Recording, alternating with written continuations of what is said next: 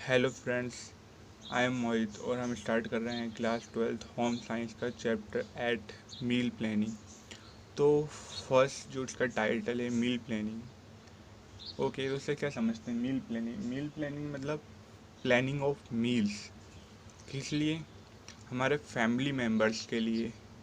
क्यों कर रहे हैं इस प्लानिंग को? उन लोगों को न्यूट्रिएंट्स, बिल्कुल अप्रोप्रिएट न्यूट्रिएंट्स प्रोवाइड करवा सकें, उन लोगों की हेल्थ अच्छी रखने के लिए। ओके, और वो जो न्यूट्रिएंट्स हम प्रोवाइड करवाएंगे बिल्कुल उन लोगों की जो जिस टाइम पे, बिल्कुल परफेक्ट टाइम पे, है ना, और उन लोगों की नीड के अकॉर्डिंग और उन लोगों की चॉइस के फूड में करवाएंगे। ओके, कि भाई उस इंसान को ये फूड पसंद है तो उस फूड के अंदर वो न्यूट्रिएंट्स हम प्रोवाइड करवाएंगे उसे। तो हम इसकी डेफिनेशन पढ़ते हैं। Meal planning is the planning of meals for all member of family in order to provide nutrition on time according to their need and choice। Meal planning है मील्स की सारे के सारे फैमिली मेम्बर्स के लिए, in order to provide, उन को provide करवाने के लिए न्यूट्रिशन ऑन टाइम, बिल्कुल टाइम पे, और अकॉर्डिंग टू देयर नीड, उनकी ज़रूरत के अनुसार, और उनकी चॉइस के हिसाब से, उनकी चॉइस के फूड में भी। ओके, तो हम देखते हैं मील प्लानिंग बहुत साइंस एंड आर्ट। अब इन्होंने कहा है कि साइंस भी आर्ट भी। तो साइंस तो इस तरीके से क्योंकि हमें उन की नीड के अकॉर्डिंग और टाइम पे न्यूट्रिएंट्स प्रोवाइड करवाना है, और आर्ट्स इसलिए क्योंकि हमें उनके चॉइस के फूड में इसे प्रोवाइड करना है। तो इट इज़ आर्ट। ठीक है, तो हम आगे देखते हैं।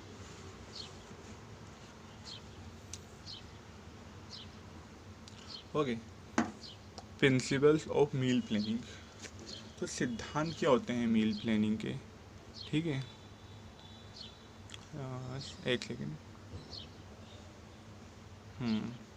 तो सिद्धांत क्या होते हैं मील प्लानिंग के? Principles of meal planning. ठीक है, अपने क्या क्या रूल्स होते हैं ये मील प्लानिंग के? मतलब ये जो हम मील प्लानिंग कर रहे हैं तो इसका मतलब क्या उद्देश्य क्या है, हमें क्या क्या चीज़ें इसके अंदर देनी है इन लोगों को? तो फर्स्ट है principle of nutrition. A family may have members of all age groups. अब एक फैमिली के अंदर हर एज ग्रुप के मेंबर हो सकते हैं। दादा दादी हो सकते हैं, एज में बुढ़े हो गए, ओल्ड हो गएंगे, जवान बच्चे हो सकते हैं, मिडिल एज के हो सकते हैं, सारी के सारी एज ग्रुप के मेंबर्स हो जाते हैं। ठीक है, तो इसका अब इसमें क्या बात है कि उन सबको उनों के अकॉर्डिंग के हिसाब से न्यूट्रिशन प्रोवाइड करवाना, ये प्रिंसिपल ऑफ न्यूट्रिशन है। ठीक है, अब आगे चलते हैं हम।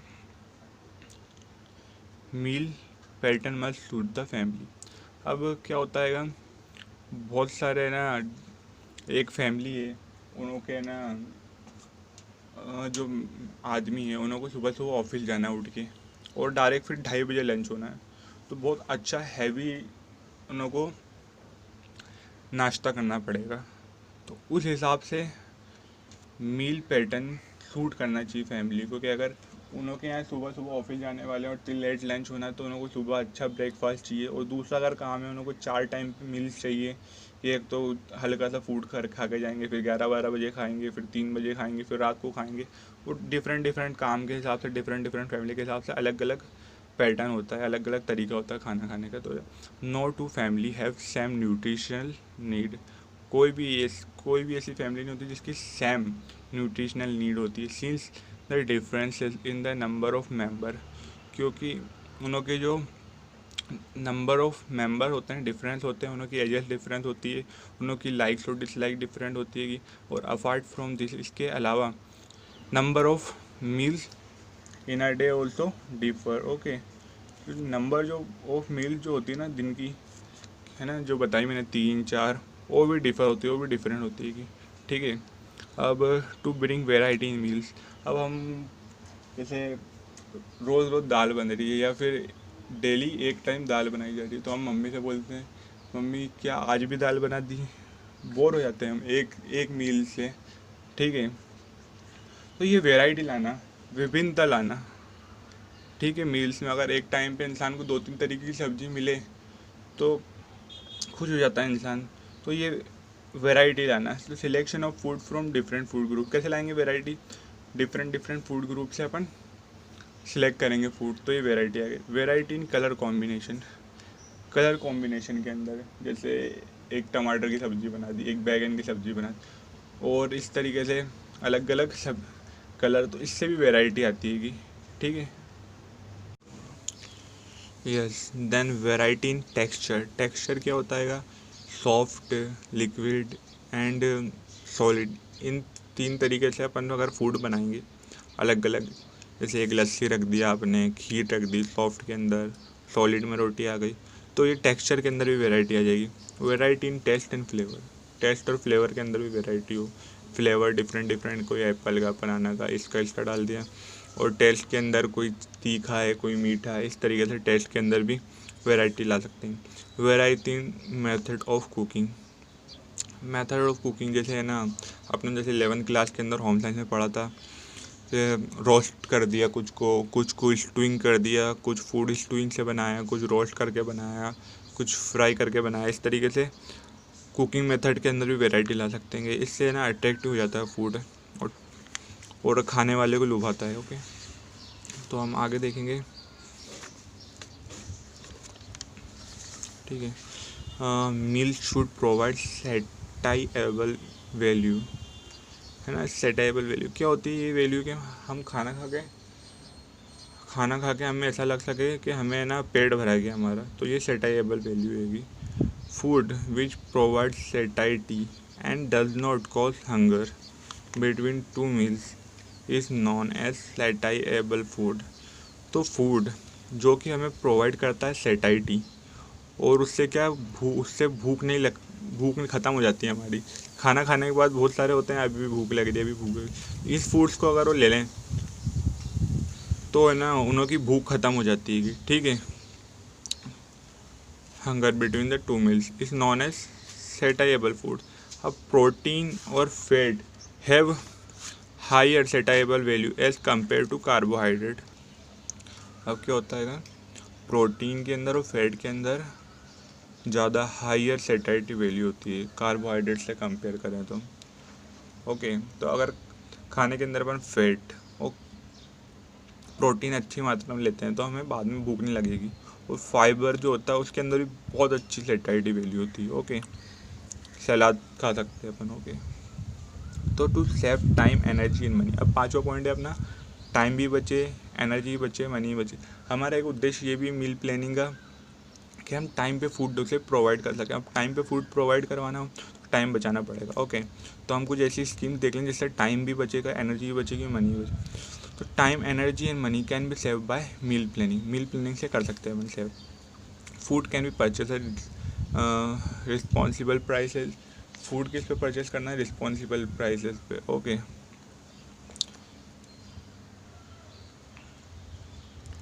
Food can be purchase as reasonable prices. अब क्या रीजनेबल, बिल्कुल मतलब सही दामों पे, कम दामों पे ख़रीदा जा सकता है। कैसे ख़रीद सकते हैं? अगर हम जब जाएं, जब ना सब्ज़ी मंडी में क्राउड नहीं होता है शाम के टाइम पे, और ज़्यादा लाएं अच्छे पैक पे। पर अच्छे पैक पे जब भी ला सकते हैं अपन जब अपने पास स्टोरेज हो, और डिफरेंट डिफरेंट दुकानों पे अपन तलाश करें जहाँ पे सबसे कम मिले रेट में, वहाँ से ख़रीदें तो हम रिजनेबल प्राइस पे ख़रीद सकते हैं।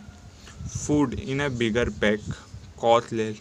अब ज़्यादा लेते हैं, जैसे मैंने पहले बताया आपको, बिगर पैक में तो हमें क्या पैसे कॉस्ट लेस, कम पैसे में मिलता है। पर अगर आपके पास स्टोरेज के लिए जगह हो जब भी करना चाहिए ये। ठीक है, ये तो क्या मतलब ख़राब हो जाएगा तो सारा फूड।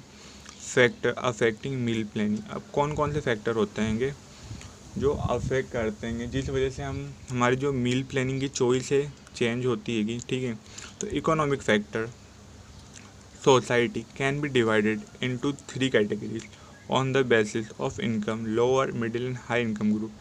सोसाइटी को 3 तरीके से डिवाइड करा जा सकता है उनकी इनकम के ऊपर, according to the income, lower, middle और हाई इनकम ग्रुप। इनकम है ना, जैसे 50,000 जो कमाते हैं वो मिडिल में आ गए, उससे जो ज़्यादा कमाते हैं वो हाई में आ गए, और देन जो लगभग 5-10 हज़ार रुपये और इस तरीके से जो कमाते हैं लोअर में आ गए। ठीक है, थोड़ा बहुत।